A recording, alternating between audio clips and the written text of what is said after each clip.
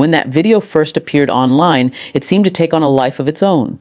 What began as a single clip, shared by just a handful of people, spread across platforms faster than I could have ever imagined. Within hours, it wasn't just a video anymore. It was a headline, a talking point, a subject of endless reposts and reactions. People weren't just watching, they were commenting, debating, and speculating. And in the age of instant connectivity, where our screens are never more than an arm's length away, that speed can feel overwhelming, almost impossible to contain. The video became more than just a piece of content. It became a symbol, a trend, something that millions of strangers felt entitled to dissect. I remember watching the numbers climb. First hundreds, then thousands, then millions of views, all within a matter of days. Notifications didn't stop, messages poured in, and suddenly I wasn't just me anymore. I was the person in that video. To some, I became a character, a headline, even a meme. It's strange, almost surreal, how quickly people can detach from the reality that there's a real human being at the center of what they're sharing. And when that happens, the truth often gets lost in the shuffle. Social media has this unique power to amplify everything it touches. It can make a funny video lighthearted and unforgettable, or it can turn a personal moment into something public, something scrutinized under a lens that magnifies every detail. In this case, the video's rapid spread wasn't just about curiosity. It was about the algorithms that thrive on controversy and emotion. Every time someone clicked, shared, or commented, the platforms pushed it further, rewarding the cycle of attention. It didn't matter if the comments were supportive, critical, or downright cruel. What mattered was the engagement. And that engagement came at a cost. The more the video spread, the less control I had over the narrative. People began filling in the blanks with their own interpretations. Some swore they knew the truth. Others created dramatic versions of events that had nothing to do with reality, and still others simply joined in for the spectacle without caring whether what they were saying was accurate. That's the power and the danger of virality. It doesn't require accuracy. It doesn't require fairness. All it requires is attention. In the middle of it all, I had to remind myself that the person in the video was me, not the version people were creating online, not the caricature they wanted to project, but me. But the internet doesn't slow down for your feelings. It doesn't pause to ask whether you're okay. And when the wave of virality comes, it can feel less like a moment and more like a storm. It's fast, loud, and often destructive. For many people, watching a viral clip is entertainment. It's just another scroll, another laugh, another conversation starter. But for the person in that clip, it can feel like being under a microscope with the whole world peering in, commenting without restraint. That's something I think often gets overlooked. Behind every viral moment, there's a person living through it, a person who didn't choose for their life to become public property. And when millions of people share, repost, and analyze, they're not just spreading content, they're spreading someone's experience, often without considering what that person might be going through. Looking back, what strikes me most about those first few days is how quickly it all escalated. I don't think anyone can ever be truly prepared for that kind of spotlight, especially when it isn't something you asked for. One moment you're living your life, and the next you're a trending topic. And while part of me understands the curiosity that drives people to click and watch, another part of me wishes more people pause to ask themselves, what's the story behind this? Who is being affected? Do I really know the full picture? Because the truth is, when a video goes viral, the content itself often matters less than the reactions it sparks. People project their own ideas onto it. They argue, they joke, they criticize, and in doing so, the actual reality gets buried under layers of assumption. That's what happened here. The more people shared it, the less the truth seemed to matter, and the more the narrative spun out of control. What this experience showed me is that we live in a culture where attention has become its own currency. Viral moments are treated like commodities, things to be consumed, debated, and discarded once the next big thing comes along. But unlike trending hashtags or fleeting memes, the impact on the people involved doesn't disappear when the internet moves on.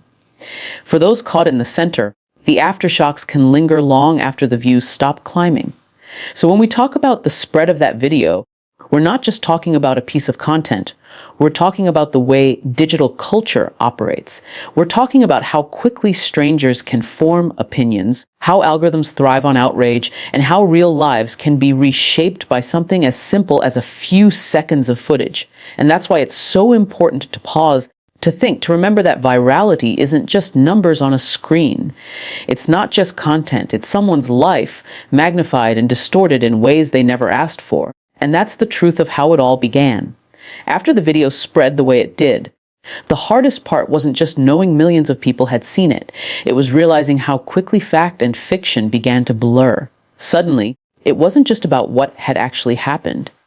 It became about what people thought had happened, what they assumed, what they invented.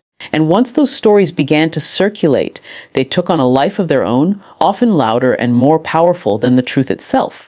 I watched as people built entire narratives from a few seconds of footage. Some claimed they knew the backstory, others swore they had insider information, and many more simply pieced together theories based on fragments of rumor. None of them had actually been there, yet they spoke with the kind of certainty that made their words sound believable. That's the danger of the digital age. Confidence can masquerade as credibility. And when enough people repeat the same thing, it begins to sound like the truth.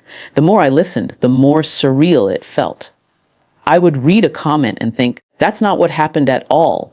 I would see a post with thousands of shares and realize it was built on nothing but assumption.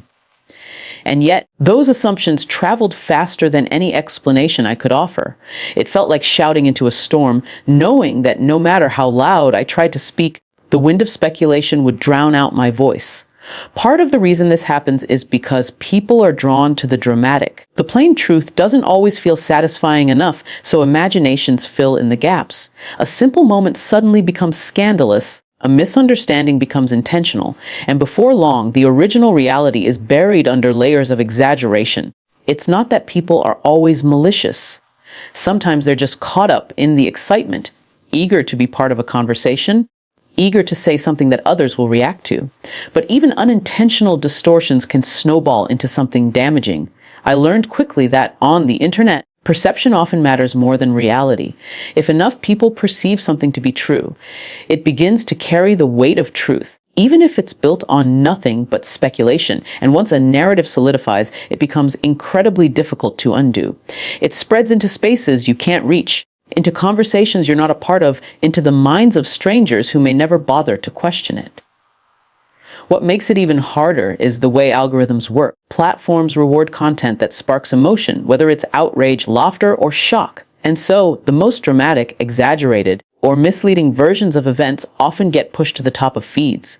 The actual truth, being quieter and less sensational, rarely gets the same spotlight. It's a system that thrives on reaction, not reflection, and in that environment, accuracy is often the first casualty.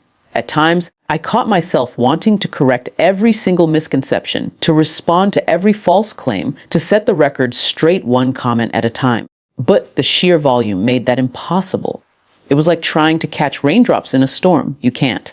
The more you chase, the more you exhaust yourself. And so I had to learn to let go of the illusion that I could control the narrative once it had escaped into the world. Still, that didn't make it easier to watch. There were moments when I wanted to scream, "Don't you realize there's more to this than what you're seeing?" But I also understood that many people didn't want to realize it. They didn't want complexity. They wanted a simple story they could react to, one that fit neatly into a headline or a tweet. Unfortunately, the truth is rarely simple, and it rarely fits into a box that small. The experience forced me to reflect on something deeper. Why do we, as a culture, cling so tightly to sensational versions of events? Why are we quicker to believe a shocking rumor than a straightforward explanation? Perhaps it's because drama entertains us. Perhaps it's because outrage unites us.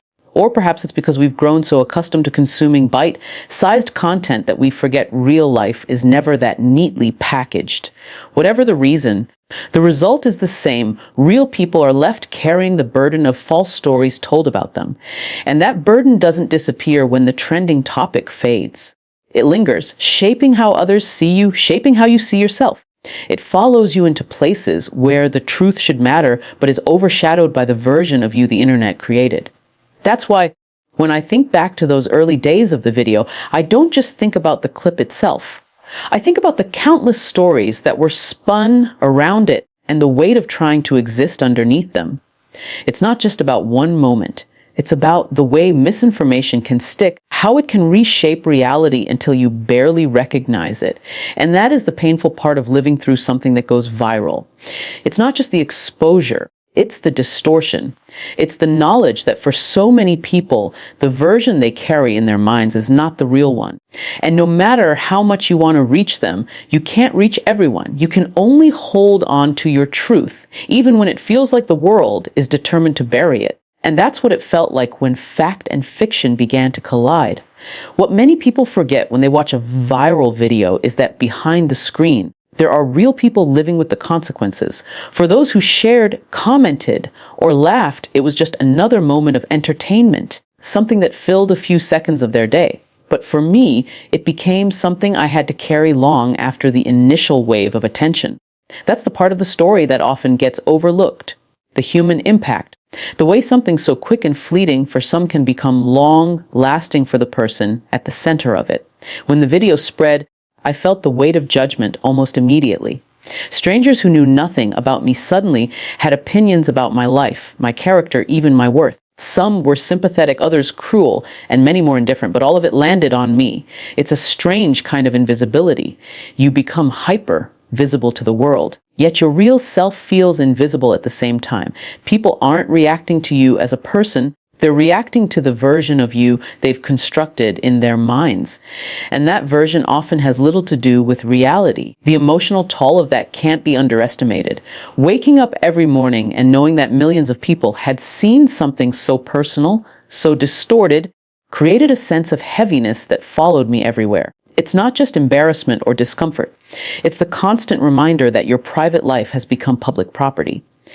Even stepping outside felt different, as though eyes were on me even when they weren't. The line between online judgment and real-world presence blurred, until I began to wonder if I would ever be seen for who I truly was again. It wasn't only about me either. Those close to me were affected in ways that people on the outside couldn't see.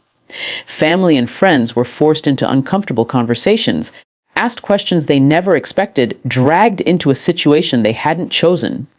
That ripple effect is something people rarely think about when they share or comment, but it's real.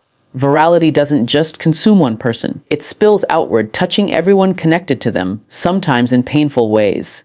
I also began to notice how isolating the experience could be. When so many voices are shouting about who they think you are, it becomes difficult to hold on to your own sense of identity. You start questioning yourself, replaying moments in your mind, wondering what you could have done differently, even if you know deep down that you didn't deserve the scrutiny. That's the quiet battle most people don't see. The way the noise outside becomes a noise inside, echoing in your thoughts, making you doubt your own footing. And yet, despite the pain, there were moments of clarity. Moments when I realized that being at the center of this storm revealed more about the culture we live in than about me personally. The way people reacted, the eagerness with which they judged, and the lack of hesitation in spreading misinformation all pointed to something larger than my own experience. It showed me how easily humanity gets lost in the rush of entertainment, how quickly we forget the person behind the screen, reducing them to a clip, a caption, or a joke. But even with that perspective, the human impact remained deeply personal. Nights spent lying awake, wondering what people were saying in corners of the internet I couldn't see. Days filled with hesitation about what I could say or do without adding fuel to the fire. Relationships strained under the pressure of constant exposure because it's hard to live normally when normal has been stripped away. And then there's the lingering effect. The way the shadow of a viral moment follows you long after the views stop climbing. People may move on to the next big story, but the memory doesn't disappear for you. It lingers in search results, in screenshots, in whispers that resurface months or even years later. It becomes a part of your story whether you wanted it or not. That permanence is something most people don't think about when they hit share. But for the person at the center, it's inescapable. Through all of this, I had to find ways to hold on to myself, to remind myself that I am more than the version of me that people think they know, to lean on the people who truly see me, who aren't swayed by public opinion, who anchor me back to reality when the noise feels too loud. That's where resilience begins, in choosing to define yourself, even when the world is trying to define you. This isn't about painting myself as a victim. It's about acknowledging the very real emotional and psychological impact of being thrust into a spotlight you never asked for. It's about recognizing that behind every viral moment is a person who has to wake up the next day and live with what the world has decided about them. And it's about reminding all of us that empathy matters, especially in a culture that moves so quickly from one story to the next that we often forget the humanity at the center. The truth is, the human impact of a viral moment is not something you can measure in views, comments, or likes. It's measured in the sleepless nights, the difficult conversations, the quiet moments of self-doubt, and the long process of finding your footing again. It's measured in the way your life shifts in ways you didn't choose, and in the resilience it takes to move forward anyway. And that is the reality of what it means to live through the human side of a viral storm. Living through something like this has taught me many things, but perhaps the most important lesson is about responsibility, both mine and everyone else's. We live in a world where a single tap, a single click can spread something to thousands of people in seconds. That kind of power is extraordinary, but it's also dangerous when we don't stop to think about how we're using it. And the truth is, most of us don't. We scroll, we share, we react, often without pausing to ask whether what we're passing along is real, whether it's fair, whether it could be hurting someone on the other side of the screen. When that video went viral, I realized just how quickly digital responsibility can be forgotten. People weren't thinking about the story behind it or the person at the center. They were thinking about how shocking it looked, or how funny it seemed, or how much attention they might get for being the first to share it with their friends. It wasn't malice in every case, it was thoughtlessness. And yet, thoughtlessness can be just as damaging as cruelty. When millions of people act without thinking, the result can be devastating. That's why I believe we all need to take a step back and look at the way we interact with content online. Every share is more than just a button pressed. It's a choice, and it carries weight. Every comment is more than just a passing opinion. It has the power to shape how others see a situation and how they treat the person involved. We don't always see the ripple effects of our actions, but they exist. And once something is out there, it's almost impossible to take back. The responsibility doesn't just lie with the individuals either. The platforms themselves play a huge role in shaping the culture of virality. Their systems are built to reward the loudest, the most emotional, the most dramatic stories, regardless of whether those stories are true. They prioritize attention over accuracy, clicks over context, and as long as that remains the case, the burden will always fall on the people caught in the middle, those whose lives are turned into content without their consent. But while we may not be able to change the way platforms operate overnight, we can change the way we choose to participate in this culture. We can choose to question before we share. We can choose to pause before we judge. We can choose to treat the people in those clips and headlines as human beings rather than characters for our entertainment. It sounds simple, but in practice, it requires a shift in the way we see ourselves online. I'm not standing here pretending that I've always been perfect at that. Before this happened, I scrolled and shared like anyone else, rarely stopping to think about the people behind the content, but experiencing it firsthand changes everything. Suddenly, I could feel the weight of every careless click, every thoughtless joke, every assumption made without knowing the truth. And I began to wonder how many other people have lived through the same thing.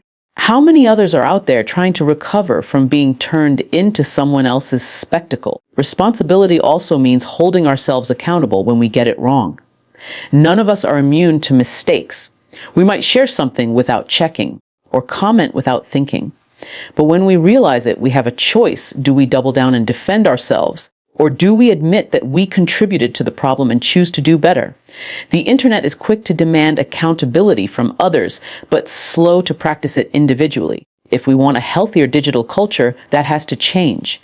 And responsibility goes beyond just preventing harm. It also means choosing kindness. In a world where negativity spreads so quickly, offering compassion can feel like a radical act. A supportive comment, a word of understanding, or even the choice not to pile on when everyone else is criticizing can make an enormous difference. When you're on the receiving end of mass judgment, those small acts of empathy stand out like light in the darkness. For me, the lesson has been clear: digital responsibility isn't optional anymore. It's essential. We can't keep pretending that what happens online exists in a separate world. It doesn't. It spills into real lives, into mental health, into reputations and relationships. It affects the way people see themselves and the way others treat them. The line between online and offline is gone, and our behavior has to reflect that reality. So what does that mean moving forward? It means taking ownership of the power we hold, even in the smallest actions. It means being willing to challenge the culture of instant reaction and instead choosing reflection. It means remembering that the person on the other side of the screen is just that, a person with feelings, with a life, with dignity. If we can learn to carry that responsibility with us, then maybe viral moments won't always have to be storms of harm and distortion. Maybe they can become opportunities for connection, for learning, for empathy. Maybe the truth won't get buried so easily beneath noise. And maybe the human beings at the center won't have to suffer as much simply for being caught in the spotlight. That's the responsibility we all share. And it's the lesson I carry with me every single day.